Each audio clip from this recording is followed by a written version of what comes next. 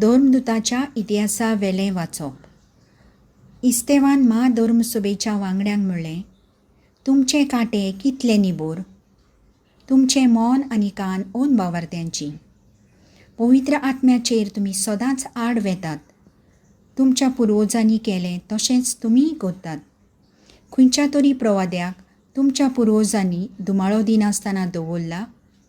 प्रमाणीक तो येवचो आसा म्हूण आदी फुडें परगोडटाले. तांकां तांणी जिवेशी मारले आनी तुमीच ताचो घात घेवन ताका जिवेशी मारलो.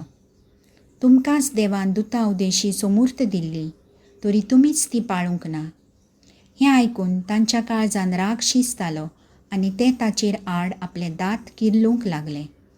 पूण इस्तेव पवित्र आत्म्यान बरोवन स्वर्गाक तेळून पळोवंक लागलो आनी ताणें देवाची महिमा देखली आनी जेजूक देवाच्या उजव्याक आसलेलो पळयलो.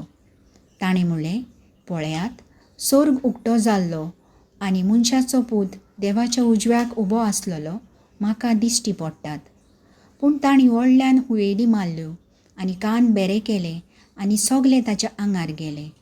उपरांत ताका शारा भायर घालो आनी फातरांनी मारलो आनी साक्षीदारांनी आपली आंगावली एका तरणाट्याच्या पांयांशी दवरली.